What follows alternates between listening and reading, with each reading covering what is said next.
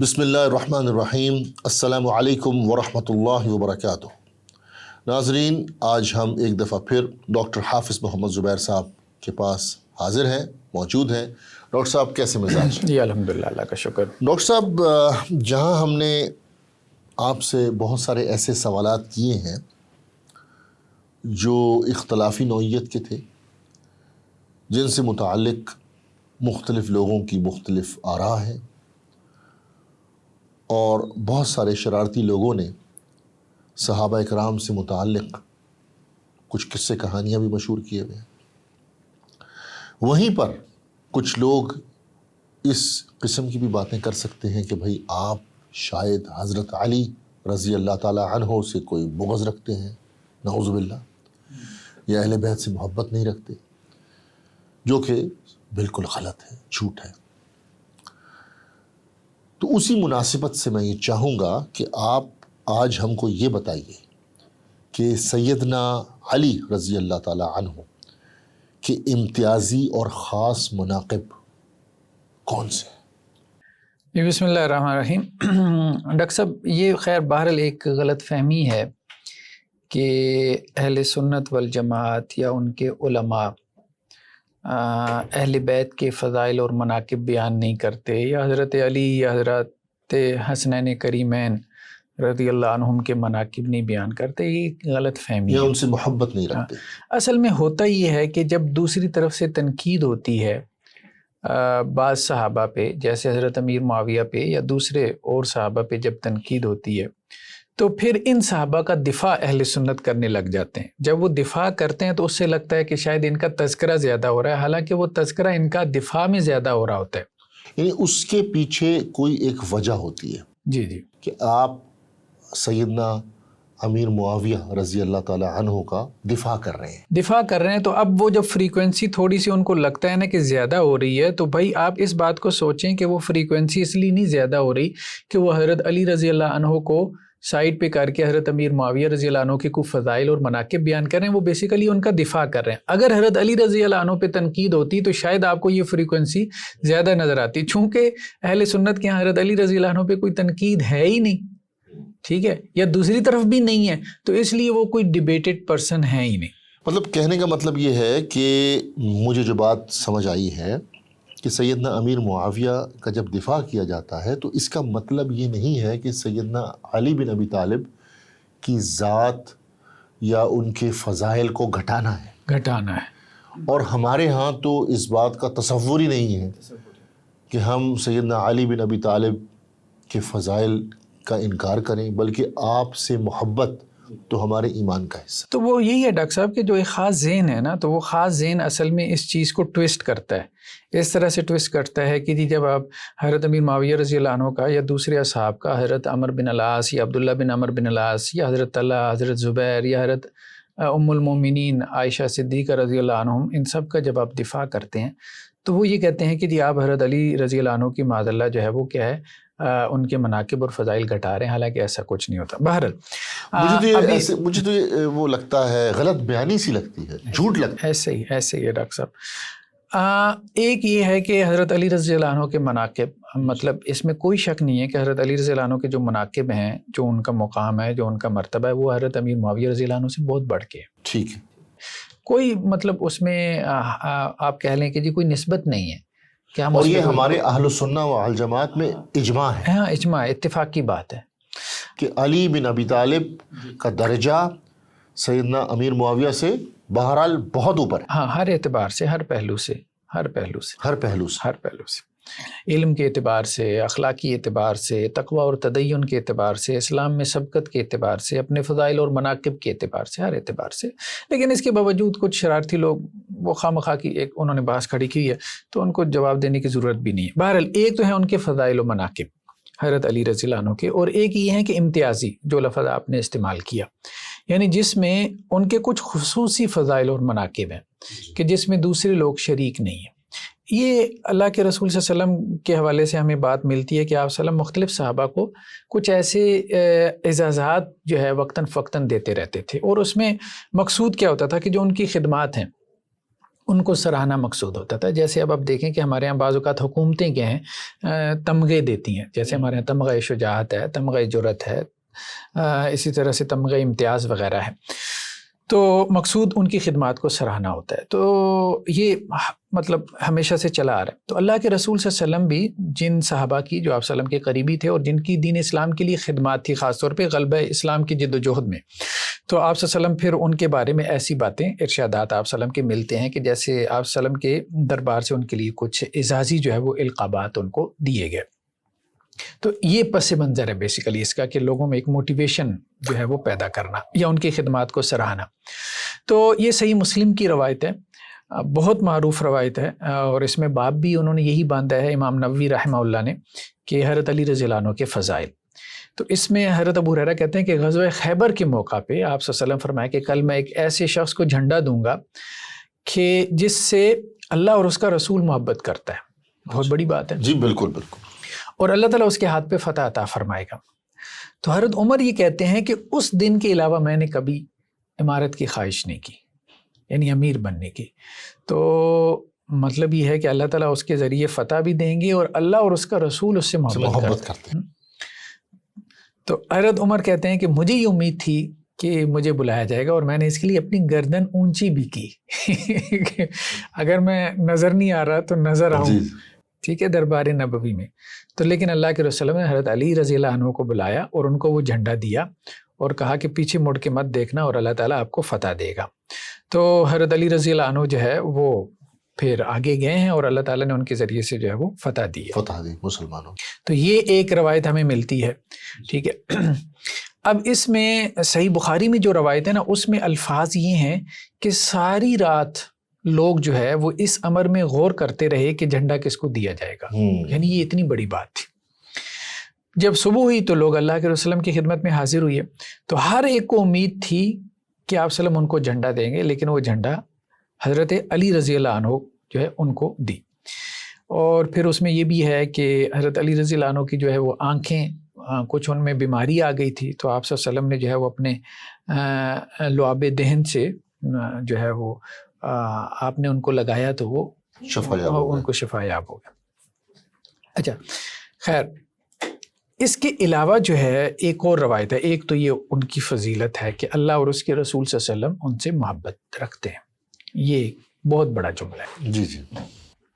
دوسری ہمارے سامنے جو ہے وہ سنن ترمذی کی روایت ہے کہ 3724 کہ اللہ کے رسول صلی اللہ علیہ وسلم نے حضرت علی رضی اللہ عنہ سے فرمایا تھا، جب ایک غزوہ میں آپ صلی اللہ علیہ وسلم جا رہے تھے تو پیچھے مدینہ میں حضرت علی رضی اللہ عنہ کو اپنا جانشین بنایا. تو حضرت علی نے اس چیز کو پسند نہیں کیا کہ آپ مجھے عورتوں اور بچوں کے ساتھ چھوڑیں، یعنی میں تو جنگ میں غزوہ تبوک تھا. تو حدیث میں نہیں ہے لیکن بعض دوسرے دوسرے. تو حضرت علی رضی اللہ عنہ نے اس پہ یہ بات کہی کہ عورتوں اور بچوں کے ساتھ رہنا جو ہے مجھے اچھا نہیں لگ رہا، میں آپ کے ساتھ نکلوں. تو اس پہ آپ صلی اللہ علیہ وسلم فرمایا کیا تمہیں پسند نہیں کہ تم میرے لیے اسی طرح ہو جس طرح ہارون موسیٰ کے لیے تھے.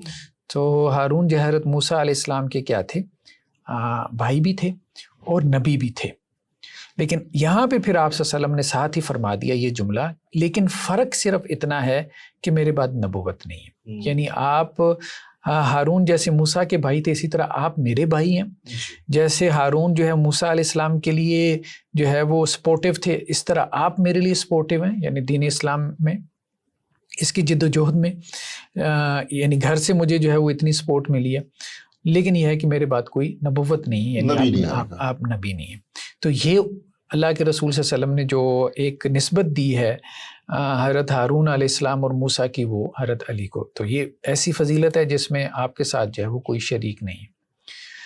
ایک اور جو حضرت علی رضی اللہ عنہ کی فضیلت ہے وہ جو ہم نے غدیر خم کا خطبہ تھا اس کے حوالے سے دیکھی تھی کہ آپ صلی اللہ علیہ وسلم نے فرمایا تھا کہ جس کا میں دوست ہوں علی بھی اس کے دوست ہیں، یا جس کا میں محبوب ہوں اسے چاہیے کہ وہ علی کو بھی محبوب بنائے. من کنت مولا فعلی مولا، یا جو مجھ سے محبت رکھتا ہے اسے چاہیے کہ وہ علی رضی اللہ عنہ سے بھی محبت رکھے. تو یہ جملہ تو آپ صلی اللہ علیہ وسلم نے حضرت علی کے لیے ہی فرمایا. اس اعتبار سے یہ بھی ایک امتیازی خصوصیت ہے. لیکن ایک دوسرے پہلو سے یہ خصوصیت دوسرے صحابہ بھی ملتی ہے، یعنی محبوب ہونے کے اعتبار سے، یعنی یہ جو لقب ہے کہ فلاں میرا محبوب ہے، ٹھیک ہے، اس میں اور بھی لوگ حضرت علی رضی اللہ عنہ کے ساتھ شریک ہیں۔ جی، مولا کا لفظ اور بھی صحابہ کے لیے اور بھی استعمال صحابہ ہوا۔ کے لیے آپ صلی اللہ علیہ وسلم نے اس قسم کی جو ہے وہ اعزازات دیے ہیں، ٹھیک ہے۔ جیسے یہ ہمارے سامنے صحیح بخاری کی روایت ہے کہ اللہ کے رسول صلی اللہ علیہ وسلم نے جو ہے وہ ان کے بارے میں فرمایا تھا، اسامہ بن زید کے بارے اسامہ میں، بن زید جو زید بن جو حارثہ تھے ان کے بیٹے تھے، اور آپ صلی اللہ علیہ وسلم کے وہ لے پالک تھے۔ تو ایک مرتبہ آپ صلی اللہ علیہ وسلم نے جو ہے وہ ایک لشکر تیار کیا اور اسامہ بن زید کو ان کا امیر بنایا، تو لوگوں نے ان کی امارت پہ اعتراض کیا، مطلب جیسے حضرت علی رضی اللہ عنہ کی عمر جو ہے نا وہ چھوٹی تھی، تو اسی طرح ان کی بھی عمر چھوٹی تھی، مطلب بزرگ صحابہ کی نسبت سے۔ تو آپ صلی اللہ علیہ وسلم نے اس پہ کہا کہ دیکھو اسامہ بن زید کی عمارت پہ کچھ لوگ اعتراض کر رہے ہیں، اور ان کے والد یعنی زید کی عمارت پہ بھی کچھ لوگوں نے اعتراض کیا تھا، مطلب یہ کہ وہ آزاد کردہ غلام بھی تھے، اس اعتبار سے بھی قریش ذرا یہ چیز خاندان اور یہ چیزیں وہ محسوس کرتے تھے۔ تو آپ صلی اللہ علیہ وسلم فرمایا کہ دیکھو سرداری کے لیے وہ نہایت ہی موزوں شخص تھے، اور مجھے سب سے زیادہ محبوب تھے، یعنی حضرت زید۔ اس وقت جب میں نے حضرت زید کو سردار بنایا تھا وہ سب سے زیادہ موزوں تھے اور مجھے سب سے زیادہ محبوب تھے، احب الناس کے لفظ ہیں۔ اور دوسرا یہ کہ اسامہ بن زید بھی مجھے لوگوں میں سب سے زیادہ پیارے ہیں۔ تو مولا کا لفظ جو ہے یا احب الناس کے لفظ جو ہے نا، اصل میں یہ ہم بات اس لیے کر رہے ہیں کہ حضرت علی رضی اللہ عنہ کی امتیازی خصوصیات ہیں، جیسے ہم نے کہا کہ غزوہ خیبر کا آ گیا، اور اسی طرح اور چیزیں بھی آ گئیں، ہارون اور موسیٰ کی جو نسبت ہے۔ لیکن یہ جو بات تھی نا کہ آپ صلی اللہ علیہ وسلم نے حضرت علی رضی اللہ عنہ کو یہ بات کہی کہ آپ میرے محبوب ہیں، یا ایک اور روایت مرزا صاحب نے بیان کی، اس پہ ہم بعد میں تبصرہ کرتے ہیں، جس میں یہ بات آ گئی کہ آپ صلی اللہ علیہ وسلم نے کہا کہ مجھے سب سے زیادہ محبوب علی ہیں، ٹھیک ہے۔ اب اس سے انہوں نے حضرت علی رضی اللہ عنہ کی فضیلت نکال لی کہ تمام صحابہ میں وہ سب سے زیادہ افضل ہیں، کیونکہ ان کے بارے میں یہ الفاظ آئے ہیں کہ وہ آپ صلی اللہ علیہ وسلم کو سب سے زیادہ محبوب ہیں۔ تو ہم اصل میں یہ بات کہہ رہے ہیں کہ حضرت علی رضی اللہ عنہ کے لیے یہ الفاظ تو ثابت ہیں کہ آپ رسول اللہ صلی اللہ علیہ وسلم کے محبوب ہیں، ٹھیک ہے، یہ الفاظ تو ہیں، اور یہ بھی الفاظ ثابت ہیں کہ آپ صلی اللہ علیہ وسلم نے کہا کہ علی سے محبت رکھو، ٹھیک ہے، ان کے بارے میں کوئی بغض کینا یہ ٹھیک نہیں ہے، یہ تمہارے لیے جائز نہیں ہے۔ لیکن احب الناس کے جو الفاظ ہیں سب سے زیادہ محبوب، تو وہ ایک تو ہم نے کہا کہ صحیح بخاری کی روایت میں آئے ہیں حضرت زید کے لیے کہ آپ صلی اللہ علیہ وسلم فرمایا لوگوں میں سب سے زیادہ محبوب مجھے زید تھے۔ پھر دوسرا جو ہے وہ آپ صلی اللہ علیہ وسلم نے فرمایا کہ زید کے بعد لوگوں میں سب سے زیادہ محبوب مجھے اسامہ تھے۔ تو احب الناس کے لفظ جو ہے وہ حضرت علی کے لیے نہیں آئے، اس لیے احب الناس کے لفظ سے جو مطلق فضیلت ثابت کرتے ہیں حضرت علی کے، حضرات شیخین پہ بھی، حضرت ابوبکر حضرت عمر رضی اللہ عنہما پہ بھی، تو وہ درست نہیں ہے۔ اور پھر احب الناس کے الفاظ سے اگر یہ آ بھی جائیں تو فضیلت ثابت نہیں ہوتی، کیونکہ حضرت زید کے لیے یہ الفاظ ہیں، حضرت اسامہ کے لیے ہیں، لیکن دونوں کا درجہ جو ہے وہ چاروں خلفاء سے کم تر ہے، چاروں خلفاء سے کم تر ہے دونوں کا درجہ۔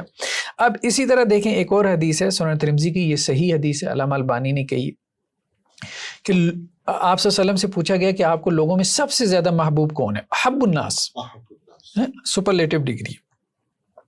تو اللہ کے وسلم فرمایا عائشہ، ام المومنین کا نام لیا، کسی وقت کوئی اور کسی وقت کوئی کہہ دیا۔ اس کو کس طرح ایکسپلین کریں گے؟ مطلب یہ ہے کہ مختلف لوگوں کے ساتھ آپ نے تعلق کا اظہار کیا ہے، تعلق کا اظہار کیا ہے، یہ ڈیپینڈ کرتا ہے اس وقت آپ کس ناحیے میں اس بات میں کر کوئی رہے قانونی بحث چھیڑنا وہ درست نہیں ہوگا۔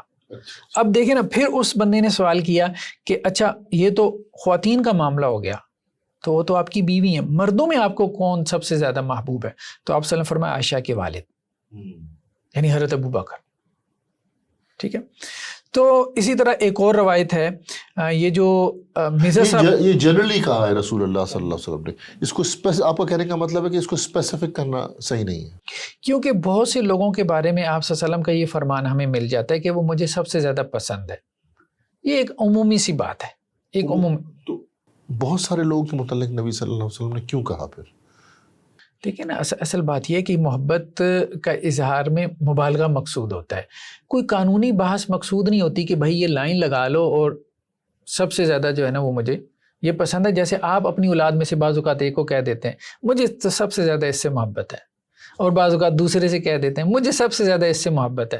تعلق کا ایک اظہار ہوتا ہے, اس کا مطلب یہ نہیں ہوتا کہ آپ کوئی جو ہے نا وہ ہیرارکی قائم کر رہے ہیں کہ اس سے تو مجھے سب سے زیادہ محبت ہے, پھر اس سے ہے, پھر اس سے ہے.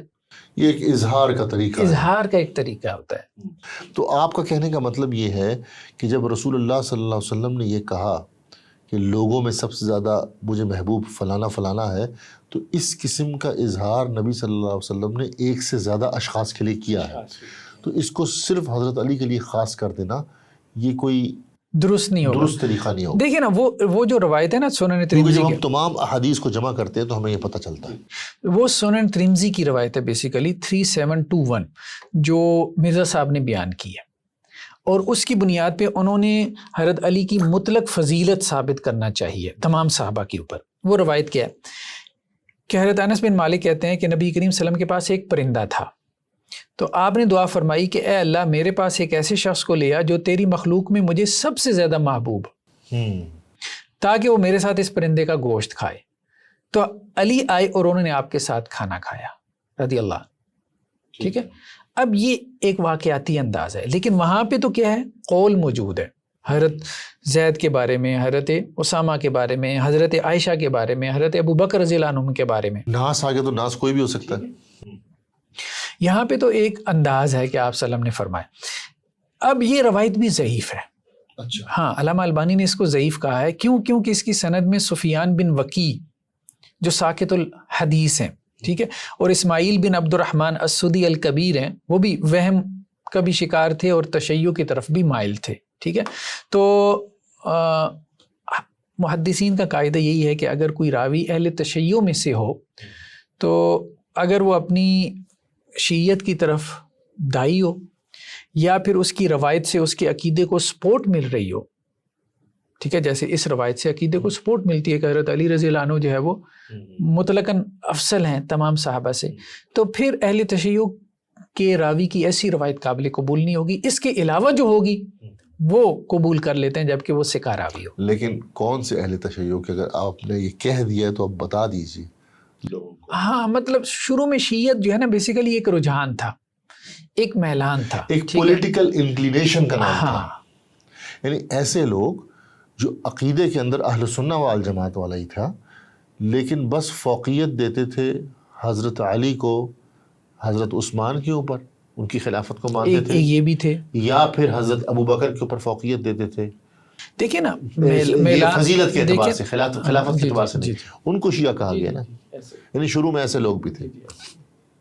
تو کہنے کا مقصد یہ ہے کہ محدثین نے ان کی احادیث, خلاصہ کلام یہی ہے کہ یہ روایت جو ہے نا یہ ضعیف ہے. پہلی بات تو یہ کہ ثابت نہیں, اگر ثابت ہو بھی جائے تو بہت سے لوگوں کے بارے میں آپ صلی اللہ علیہ وسلم نے ایسے الفاظ بیان فرمائے ہیں, اس لیے ان سے مطلقاً فضیلت ثابت نہیں ہوتی. باقی ہم یہ کہتے ہیں کہ حضرت علی رضی اللہ عنہ کی فضیلت میں جو صحیح روایات ہیں وہ آپ بیان کریں, ممبروں پہ بھی بیان کریں, کتابوں میں بھی بیان کریں, لیکن جب آپ ضعیف روایات لے کے آئیں گے نا تو پھر آپ خواہ مخواہ کا ایک میدان جو ہے نا وہ کھول دیں گے کہ جی حضرت علی جو ہے نا وہ سب سے افضل ہے. وہ میدان کھولنے کی ضرورت نہیں ہے, اور وہ بھی ضعیف روایتوں کی بنیاد پہ. اس سے کیا ہے, پھر وہ اگلا بھی پھر روایات لے کے آئے گا, اور وہ جب روایات لے کے آئے گا تو وہ تو صحیح روایات ہوں گی کہ حضرت ابو بکر سب سے افضل ہے. پھر آپ کہیں گے کہ جی اب آپ کیا کر رہے ہیں, تو پھر وہ بات ٹھیک نہیں ہے. پھر آپ کو بھی محسوس ہوگا, پھر آپ کہیں گے کہ جی نہیں, ایک لڑائی کا ماحول بنتا ہے, ایک اختلاف کا ماحول بنتا ہے. اور آپ کا کہنے کا مطلب یہ ہے کہ جس کو اللہ تبارک و تعالیٰ نے جو درجہ دیا ہے, انسان اس کو اس درجے کا اقرار کرنا چاہیے, اس درجے کا اقرار کریں, اور خواہ مخواہ مبالغے کا شکار نہ ہو. اس طرح ایک خام خواہ کا انتشار پھیلتا ہے. جیسے آپ صلی اللہ علیہ وسلم نے فرمایا کہ دیکھو مجھے یونس ابن متہ پہ بھی ترجیح نہ دو. ویسے آپ صلی اللہ علیہ وسلم افضل ہیں تمام انبیاء سے, ٹھیک ہے, قرآن نے بھی کہا نا کہ بعض انبیاء کو ہم نے بعض پہ فضیلت دی, ٹھیک ہے, تو آپ صلی اللہ علیہ وسلم افضل ہیں, لیکن آپ صلی اللہ علیہ وسلم نے کیوں کہا کہ نہ دو؟ بھائی ظاہری بات ہے ان نبیوں کے جو فالورز ہیں ان کو محسوس ہوگا, اور یہ مقصود نہیں ہے ہمارا اس قسم کی مقابلہ بازی. تو انبیاء میں بھی مقابلہ بازی پسند نہیں ہے, چاہے جائے کہ ہم صحابہ میں کریں. باقی جو ایک چیز ہے وہ تو ہے کہ آپ صلی اللہ علیہ وسلم سب نبیوں سے افضل ہیں, جو ایک چیز ہے وہ تو ہے کہ حضرت ابو بکر سب سے افضل ہیں, ٹھیک ہے. لیکن جب دوسری طرف سے اس چیز کو کھینچ تان کی حقیقت کو وہ مطلب توڑ موڑ کے پیش کرنے کی کوشش کی جائے گی، پھر لوگ بیان کریں گے۔ مجھے جو بات آپ کی سمجھ آئی ہے وہ یہ آئی ہے کہ احادیث کو من پسند معنی جب دیا جائے گا، ایک حدیث ہے اس میں سیدنا علی کو اگر محبوب کہا گیا ہے تمام لوگوں میں، اور وہ عمومی طور پہ کہا گیا ہے، اور وہ محبوب اور صحابہ کو بھی کہا گیا ہے مختلف اوقات میں، تو اس ایک حدیث کو جنرلائز رہنے دیں، بلکہ آپ اس کو مخصوص کر رہے ہیں، اس کو اسپیسیفک کر رہے ہیں، اور تو اس سے کیا ہوگا کہ پھر اس سے دوسری جو احادیث ہیں جس میں حضرت ابوبکر صدیق کا درجہ اور فضیلت ثابت ہوتی ہے اس سے وہ ٹکراتی ہیں، اور ایک تو یہ ہو گیا طریقہ کار صحیح احادیث سے متعلق، یا پھر آپ کیا کرتے ہیں کہ ضعیف احادیث لے آتے ہیں، موضوع احادیث لے آتے ہیں، تو اس سے خام خواہ کا کہ انتشار پھیلتا ہے۔ باقی حضرت علی رضی اللہ تعالیٰ عنہ کی جو مناقب ہیں، جو فضیلت ہیں، اس کے تو اہل سنہ والجماعت باقاعدہ قائل ہیں، اور اس سے بڑھ کے اور کیا بات ہوگی ڈاکٹر صاحب کہ اگر ہم یہ کہیں کہ حضرت علی سے محبت ہمارے ایمان کا حصہ ہے۔ بالکل ایسے میرا خیال ہے کہ جب ہم یہ کہہ دیتے ہیں تو پھر تو تمام باتیں ختم ہو گئی۔ بلکہ یہ بھی کہا جا سکتا ہے کہ ان سے جو بغض ہے یہ نفاق میں سے ہے۔ جب ان سے محبت ایمان کا حصہ ہے، ان سے بغض نفاق ہے۔ اور یہی بات ہم یہ کہتے ہیں کہ حضرت ابوبکر، حضرت عمر، حضرت عثمان رضی اللہ عنہم کے بارے میں بھی ہے کہ ان سے محبت ایمان کا حصہ ہے اور ان کے ساتھ بغض جو ہے وہ نفاق میں سے۔ بہت بہت شکریہ ڈاکٹر صاحب۔ ناظرین، ڈاکٹر صاحب نے ماشاءاللہ اس کو بڑے ہی واضح انداز میں بیان کیا۔ آپ کے پاس انشاءاللہ دوبارہ حاضر ہوں گے ایک نئے سوال کے ساتھ۔ اس وقت تک کے لیے اللہ حافظ۔ السلام علیکم ورحمۃ اللہ وبرکاتہ۔